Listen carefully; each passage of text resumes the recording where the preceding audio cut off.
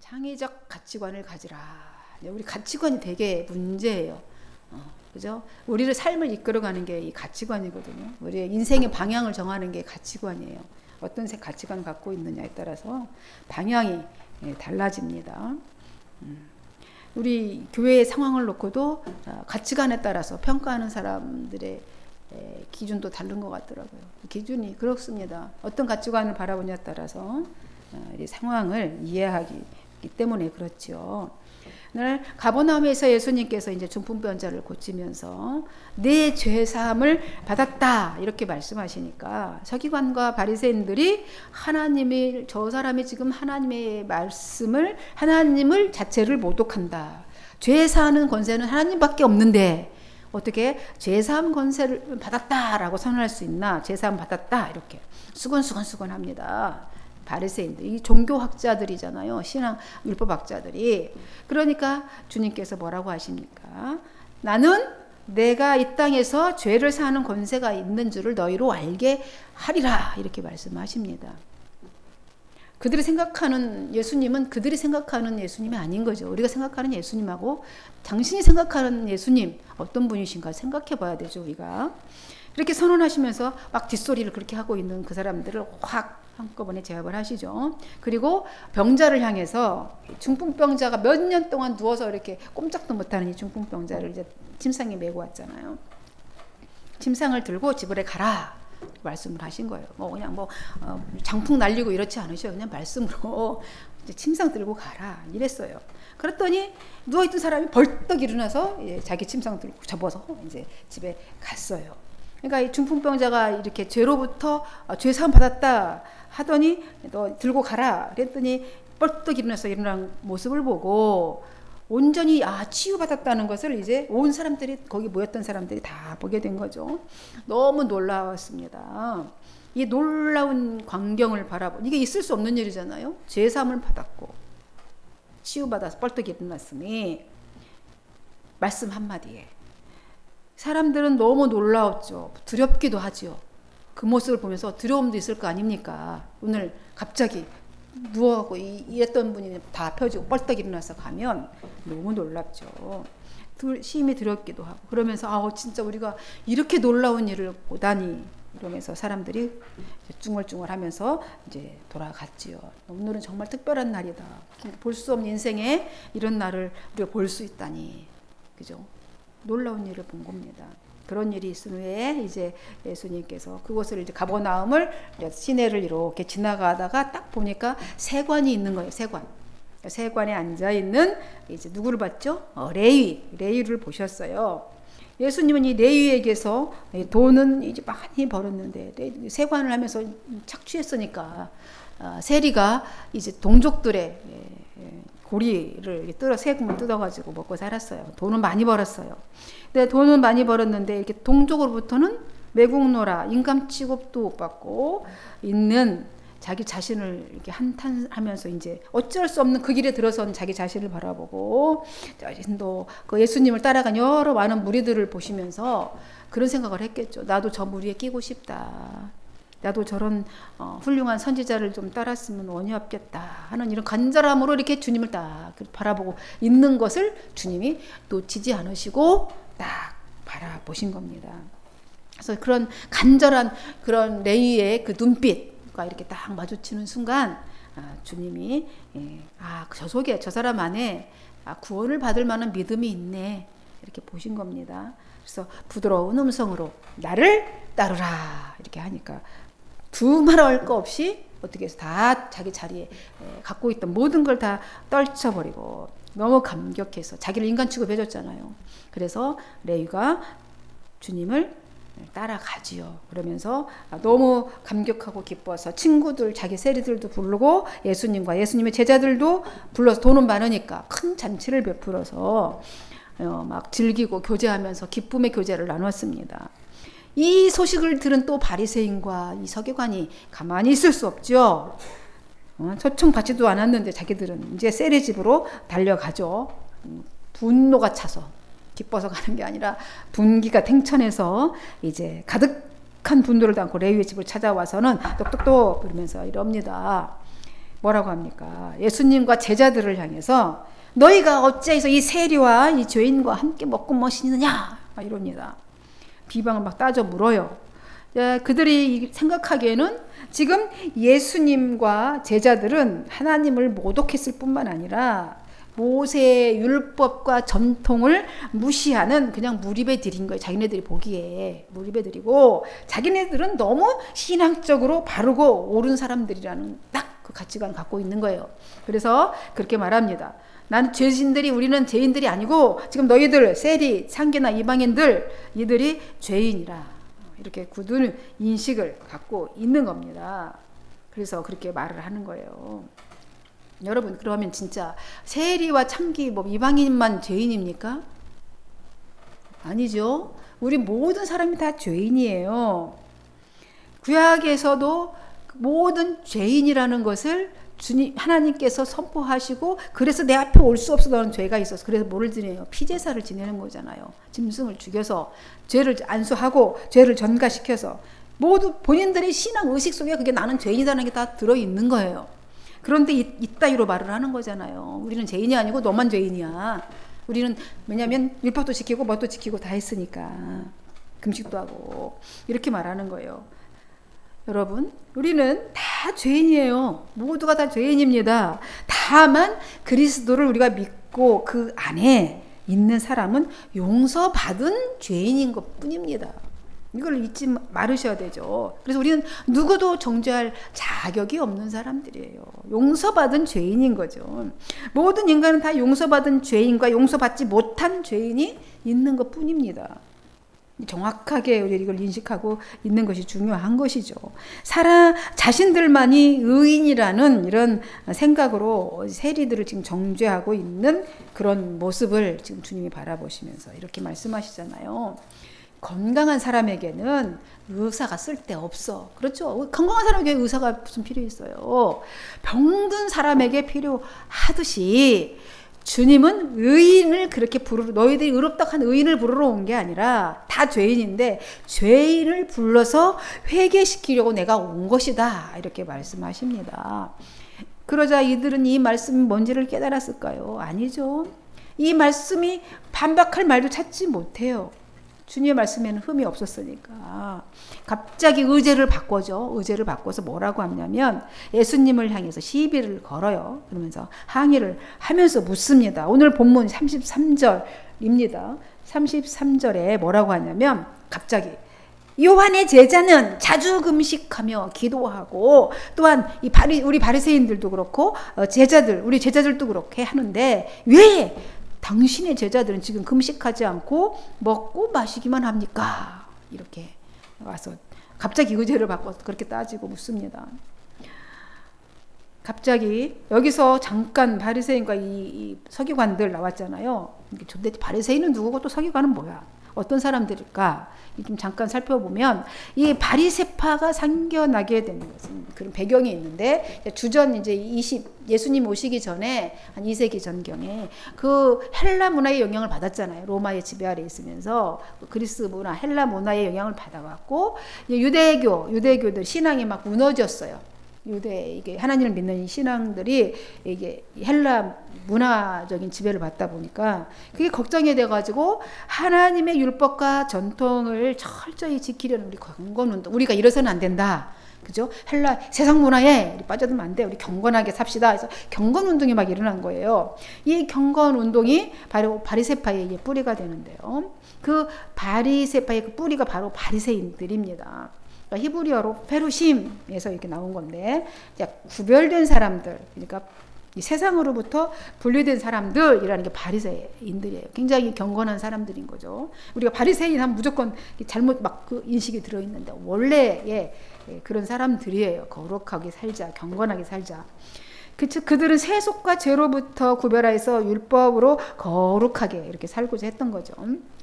근데 그들은 모세의 율법만을 중시하고 전통을 중시하고 부활과 천사를 믿고 내세를 믿었어요. 그리고 율법을 철저하게 준수하고 이 정결규례를 매우 엄격하게 적용하고 회당에서 이렇게 모여서 회당 중심으로 신앙생활을 이렇게 강조하던 사람들입니다. 이게 바로 바리새인들이에요. 바리새인들. 이게 나쁜 겁니까? 너무 훌륭하죠. 반만 예수님도 바리새인처럼 더 하라고 그랬잖아요. 바리새인 것만 해도 괜찮은 거야. 그리고 서기관은 원래는 왕궁이나 이런 행정기관에서 문서를 기록하는 기록관들이 서기관이에요. 서기관이었는데 이제 학자의 역할을 하던 사람들이죠. 율법 학자들. 바리새인보다 더 이른 시기에 이분들은 이 등장했던 무리들이에요. 서기관이라는 이 직분이. 그러다가 이제 바벨론 포로 생활을 하면서 이 율법을 보존해야 되잖아요. 포로가 돼서 우리 지배를 받으니까 강점기가 되니까 바벨론의 이제 압박을 받다 보니 이 말씀을 지키고 이 율법을 보존하고 가르치는 이 매우 중요한 일이 된 거예요. 그들의 신앙 가운데. 그래서 어떻게 했어요? 그때부터 율법을 연구하자. 철저히 우리가 지키고 보존하고 지키자. 그리고 이걸 막 말씀을 썼어요. 필사. 요즘 같은 필사하고 막 말씀을 해석하고 해석집도 내고 그러니까 종교 지도의 역할을 했던 것이 바로 서기관이에요. 바리새파보다 더 먼저 생겼죠. 역할을 하게 되었습니다. 바로 에스라 학자가 나오잖아요. 에스라서가 나와요. 바로 이게 서기관이죠. 대표적인 학자 에스라입니다. 다시 정리하자면 바리새인은 하나의 종교 신앙 집단이고 서기관들은 율법 전문가고 율법 학자들인 거죠. 이 개념 바리새인과 유대 둘이 뭐 하나가 된 거죠. 지금 이들은 예수님 당시 이제 기득권층인 거죠. 신앙 종교 기득권층인 거예요.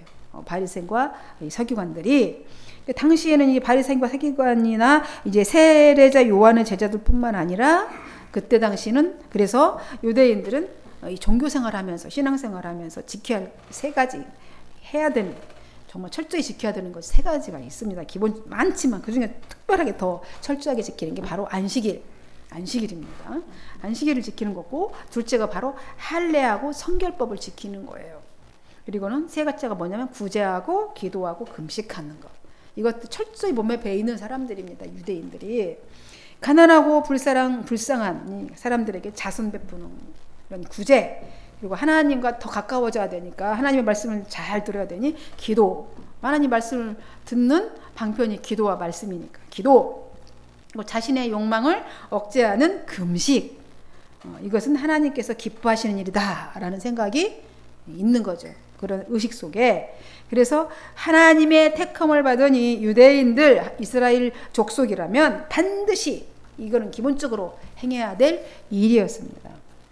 그러니까 오늘 우리는 여기서 이제 이 바리새인들과 서기관들과 사이와 예수님의 사이의 이 가치관, 인간관, 그렇죠? 인간관과 종교관 차이를 발견하게 됩니다. 이 철저하게 그런 가치관으로 아직까지 살아왔던 바리새인과 서기관과 유대인들입니다.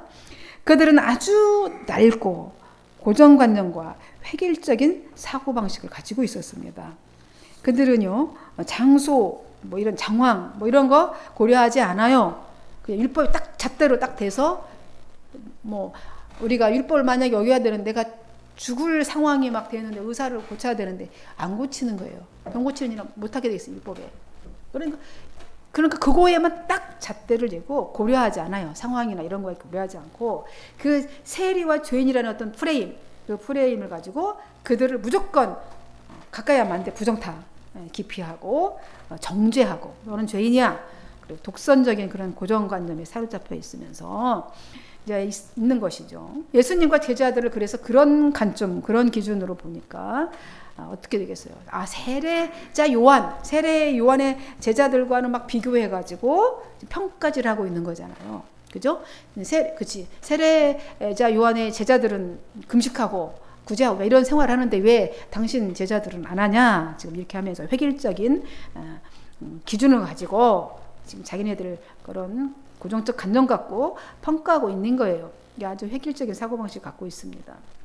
이 가치관도 자기네들이 갖고 있는 그런 논리로는 이런 거죠. 만약 이 세리가 진짜 회개했다, 돌아왔다면, 그렇게 죄된 자리에 돌아왔다면 죄를 깊이 반성하면서 어떻게 해야 돼요? 우리가 생각할 때 집안에서 푹 있으면서, 그러니까 기도원에 가서 있든지 어쨌든 기도 열심히 하면서 조용히 입 닥치고 조용히 근신하고 기도하면서 금식하고 있어야 합니다.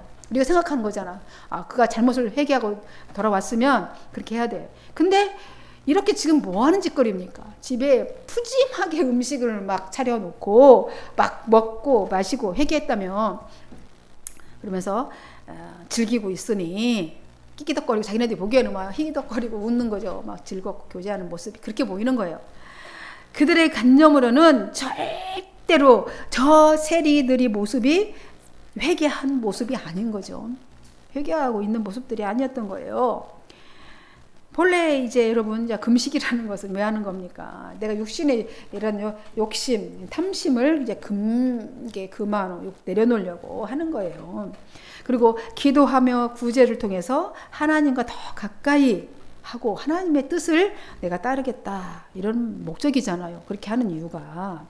근데 이것이 이제 이것이 이게 의식화되고 이렇게 제도화가 되면서 뭐가 되냐고 경건을 이제 하긴 해야 되는데 내가 이렇게 하는 것이 이제 남들 보기에 경건한 모습이겠지? 난 경건한 사람이야. 이렇게 되는 거예요. 남에게 자랑이 하기 위해 가지고 이제 외식적인 행동으로 전락하고 말았습니다. 그러니까 우리가 잘 알아들어야 되는 게 금식하지 말라, 구제하지 마라, 뭐 이렇게 하지 말라는 게 아니잖아요. 그것을 남이 보는 데서 남에게 그 의중이 중요하다는 거예요. 보여주기식으로 하지 말라는 거죠. 변질된 형식주의로 율법주의로 그렇게 하지 말라는 거예요. 그런 부패된 신앙 행태를 알고 계셨어요. 주님이 알고 계시니까 산상수훈에서도 요 문제를 건드리셨잖아요. 그죠? 구제, 금식에 대한 교훈을 하셨어요. 마태복음을 살펴보면서 발견했습니다. 마태복음에 뭐라고 하셨습니까? 6장 1절에서 사람에게 보이려고 그들 앞에서 너희 의를 행하지 않도록 조심하라. 제가 이 말씀이 굉장히 붙잡혀서 많이 마음이 그랬어요. 제가 정말 나의 의 때문에 이 짓을 이렇게 하고 있나 이런 생각을 좀 하게 됩니다. 그들 앞에서 사람들 앞에서 나의 의를 드러내지 않도록 주의하라. 주님이 말씀하셨어요. 그러니까 구제할 때 우리가 구제할 때도 그런 마음이 생겨서 했다 쳐요. 근데 외식하는 자가 사람들에게서 영광 받으려고 회당에서 거리에서 하는 것 같이 너희 앞에서 나팔 불지 마라. 내가 구제를 하는데 정말 구제하고 싶었으면 남 몰래 드러나지 않게 왼손이 하는 거 오른손 모르게 모를 수가 없지만 알게 돼요 언젠가는. 근데 나팔 부는 거죠. 일부러 막 교회 사람들 앞에서 이렇게 돈을 이렇게 주면서 내가 이 사람에게 돕고 있다 이렇게 칭찬 받으려고 그렇게 한단 말이에요. 금식할 때도 나 금식해 막 머리에 막 머리도 안 감고 슬픈 게 화장도 안 하고 입술도 막 아파 보이게 이렇게 하면서 왜 그래? 그러면 나 금식하고 있어 이러는 거죠. 이렇게 하지 말라는 거예요. 머리 감고 화장 오히려 티 안 내게 남들이 볼 때 그렇게 하라는 거예요. 은밀하게 보시는 하나님께서 너희들을 다 갚아주실 거야. 이미 너가 그렇게 하는 순간 너의 상은 이미 다 날라갔어. 이미 받았어. 라고 주님이 말씀하셨어요. 산상수훈의 말씀에 기록되어 있습니다. 저가 감히 도전을 좀 해보셨으면 좋겠어요. 마태복음 5장에서 7장까지가 산상보훈의 말씀이세요. 외우시기 바랍니다. 그렇게 길지 않아요. 저도 외워요. 외우세요. 말씀을 다 외우시면서 그 말씀이 내 말씀이 되도록 5장에서 7장까지 삼상보훈의 말씀이 정말 황금 같은 말씀이 예수님의 말씀이 기록되어 있습니다. 예수님은 고정관념과 획일적 사고에서 헤어나오지 못하고 있는 그리고 그래서 지금 와갖고 쫓아와가지고 항의하고 있는 이 종교 기득권자들 우리 정말 기득권자들 지긋지긋합니다. 정치 기득권이다 어떤 자기가 좀 있다고 하는 사람들은 너무 함부로 대해요 사람들을. 그죠? 말을 본인이 그렇게 대하고 있다는 것도 모릅니다. 당신들은 이렇게 말씀하셔요. 주님이 당신들은 결혼잔치에 온 신랑의 친구들에게 금식시킬 수 있겠냐 묻습니다. 그리고 하지만 신랑이 만약에 죽임 당할 때가 올 건데 그때는 그들도 금식을 할 것이다. 지금 상황을 제자들과 당신 예수님의 제자들을 비방하고 있는 그들에게 이렇게 말씀하신 거예요. 이렇게 비유하신 예수님은 무슨 말씀이냐면 자신은 신랑이라는 거예요. 지금 세례를 비롯한 이곳에 함께 있는 예수님을 영접하고 있는 이 사람들이 다 누구라는 거예요. 신부 신부라는 거죠. 그렇게 지금 비유를 하고 계십니다. 지금은 혼인 잔치를 하고 있는 중이다라는 거예요. 예수님은 왜냐하면 회개하고 예수님을 신랑으로 맞이한 신부가 되어 있는 그들이 이제 그렇게 하고 있다는 거, 그렇게 전제로 말씀하시고 계신 거예요. 그래서 잔치를 행하고 있는 중인데 지금 레위가 회개해서 지금 신랑 되시는 예수님께서 그 신부로 맞이하여서 큰 그를 마주해 주니까 기뻐서 잔치를 지금 벌이고 있는 중인 거죠. 베풀고 있다는 거예요. 예수님의 말씀인 거죠. 이게 신랑과 신부로 표현하셨습니다. 아직까지는 하나님과 자녀 이랬어요. 처음에는 하나님과 백성이라고 점점 지금 친밀함 속에 우리가 아까 친밀해졌습니다 그랬는데 하나님 가장 친밀한 사이가 부부 사이잖아요. 부부는 손수도 없어요. 헤어지면 남남이지만 어쨌든 부부관계로 있을 때는 가장 친밀한 관계예요. 그거를 예수님이 비유해서 말씀하셨습니다. 더 가까워진 거예요. 신랑 예수님을 통해서 하나님과 우리 사이가 더 친밀해졌다는 얘기입니다. 그렇게 이해가 하시면 될 것 같아요. 이것이 예수님의 창조적인 가치관이에요. 가치관. 예수님 갖고 계시는 생각인 것이죠. 사상인 것이죠. 왜냐하면 유대인이라면 모두가 멸시하고 상종도 하기 싫은 세리였습니다. 우리도 혹시 있지 않습니까? 이 시간에 회개하시기 바랍니다. 내가 정말 상종도 하기 싫은 사람이 있어. 내가 갖고 있는 기준에 회개하시고 돌아오시기 바랍니다. 하기 싫은 세리. 그들의 고정관념과 편견과 왜곡된 인간관과 획일적 사고체계로 이렇게 막 굳어져 버린 이 논리에서는 세리, 창기, 이방인은 그냥 죄인인 거예요. 죄인. 거기서 우리 이거 진짜 버리기 힘들어요. 우리 갖고 있는 거. 그냥 그들은 죄인이고 뿐인 거예요. 그래서 그들에게는 구원의 길이 없어요. 하지만 주님은 어떤 상태에 놓였을지라도 다 똑같은 별 차이 없어요. 인간일지라도 그 생명 자체에 절대로 절망하지도 않으세요. 우리가 어떤 꼬라지를 하고 있고 어떤 모습을 하고 있어도 내 생명을 결코 절망하지 않으세요. 상태를 보시고 인간의 생명에 대한 그런 존엄, 그 영혼 구원에 대한 열망, 희망 이런 것을 절대 버리지 않으시는 분이 예수님이신 거예요. 그러니까 모두에게 다 우리는 다 소망이 있고 희망이 있는 겁니다. 세상 사람들이 손가락질하고 비웃고 욕하고 침뱉더니 세리일지라도 얼마나 세상적 가치관을 봤을 때 진짜 너무 아니잖아요. 그죠? 매국노 우리도 만족하잖아요. 매국노 너무 싫어. 주님을 영접하기만 한 그런 사람일지라도 주님께 돌아오기만 하면 그의 신랑 되신 그 신부가 되리라는 거예요. 그는 신랑이 되고 예수님은 신랑이 되고 그는 신부가 된다라고 이렇게 말씀하시는 거예요. 예수님의 가치관이에요. 예수님의 이 영혼 구원에 기초한 창조적인 가치관, 이 가치관과 이 바리새인들과 이 편협된 종교적 가치관에는 너무나 큰 차이가 있다라는 것을 우리가 좀 깨닫게 되는 것입니다. 금식, 구제, 기도도 하나님 앞에서 귀한 것이지만 하나님께서 바라보시는 것은 구원받은 우리가 감사하고 기뻐하고 평화를 누리는 것이에요. 이것이 더 하나님께서 우리에게 바라시는 겁니다. 그러면서 이어서 예수님께서 또 다른 비유를 말씀하셔요. 이번에는 새 옷조각과 낡은 옷, 새 포도주와 낡은 가죽 부대 이렇게 하시면서 이어서 계속해서 비유의 말씀을 하십니다. 신랑 신부 얘기하신 다음에 먼저 새 옷과 낡은 옷의 비유를 말씀하시는데요. 36절입니다. 한번 같이 36절 한번 볼까요? 졸리니까 한번 같이 읽어요. 시작.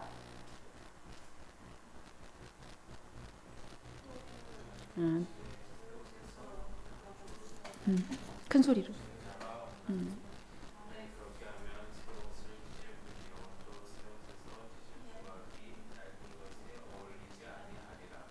그렇죠. 새 옷에서 한 조각을 찢어 낡은 옷에 붙이는 자가 없나니 만일 그렇게 하면 새 옷을 찢을 뿐이요 또 새 옷에는 찢은 조각이 낡은 것에 어울리지 아니하니라 이랬어요. 그죠? 당시 옷감이 엄청 비쌌어요. 계속해서 들어서 아시다시피 옷감이 무척 비쌌습니다. 아마도 이제 예수님은 가난한 목수이시잖아요. 형제들이 줄줄이 있었어요. 6명이나 있었대요. 엄청 많았죠. 많은 사람들이 혼자 가장으로서 예수님이 목수일을 하면서 책임을 먹고 살아야 했잖아요. 얼마나 가난했겠습니까?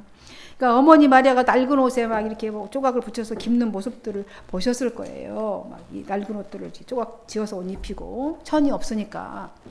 네, 그래서 이 삶의 현장에서 체득한 것을 소재로 지금 알아듣기 쉽게 비유를 하고 있습니다. 우리도 다 알아듣잖아요. 그죠? 새 옷에서 한 조각을 찢어 낡은 옷에 붙이는 사람은 없다. 그런 사람은 아픈 사람이죠. 뭐 지혜가 없거나 좀, 그렇죠? 누가 새 옷 사가지고 그 낡은 옷을 거기다가 낡은 옷을 회복하려고 낡은 옷에 붙이겠냐고요. 그죠? 새 옷, 우리가 보통 사람이면 그 옷을 버리는 게 낫지. 새 옷을 사 입었으면 새 옷을 입어야지. 그죠? 한 조각을 거기서 새 옷에서 찢어가지고 헌 옷에 붙이는 사람이 어딨냐 말이에요. 새 것은 새 것으로 입어야죠. 그죠? 낡은 것은 뭐 낡은 것 그대로 입든지 그렇게 하라는 겁니다. 즉, 새 것과 낡은 것은 어울릴 수 없다. 예수님이 말씀하신 너무 쉽게 이해가 되죠. 그죠? 새 옷과 낡은 옷 같이 어울릴 수가 없어요. 새 조각을 떼어서 선 옷에 붙이는 일은 어울리지가 않습니다. 예수님의 말씀의 영적인 의미가 뭐가 있어요? 그 의미 숨겨진 그 교훈의 말씀이 뭐겠습니까? 그러니까 전통적으로 계승된 너희들이 전통 하고 우리 말씀 유대 모세 율법 얘기하는 그 유대교의 그 교훈, 그건 서로 합치될 수가 없다는 거예요. 그리스도의 뭐하고 교훈하고 주님이 말씀한 그리스도와는 합칠 수가 없다. 왜냐하면 예수님은 새 교훈, 새 생명 우리에게 주시기 위해서 오셨기 때문에 새로운 교훈이고 새로운 말씀이 새 언약입니다. 새 교훈이 그 유대교의 이미 낡은 예수님 오기 전까지는 그것이 그들의 삶을 지켰던 건 맞습니다. 근데 이제 유대교의 그 낡은 종교 의식에서 이제 그리스도의 새 언약이 거기에 함께 어울려질 수가 없다라는 말씀을 하고 계시는 겁니다. 그리고 이어서 새 포도주와 낡은 가죽 부대의 비유로 이제 또 계속해서 37절, 39절에 그렇게 말씀하고 있습니다. 새 포도주를 낡은 가죽 부대에 넣는 자가 없나니 만일 그렇게 하면 새 포도주가 부대를 터뜨려 포도주가 쏟아지고 부대도 못 쓰게 되리라. 새 포도주는 새 부대에 넣어야 할 것이니라. 이렇게 말씀합니다.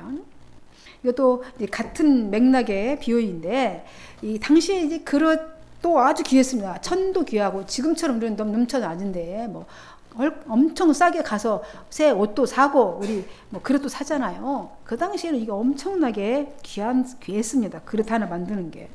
그래서 그릇을 이제 포도주나 물을 담는 그릇을 어떻게 만들었냐? 부대를 만들었어요. 가죽 부대. 그러니까 염소가 있으면 목을 딱 잘라내고 이제 가죽을 벗겨서 그거를 잘 말리면 이제 가죽이 되잖아요.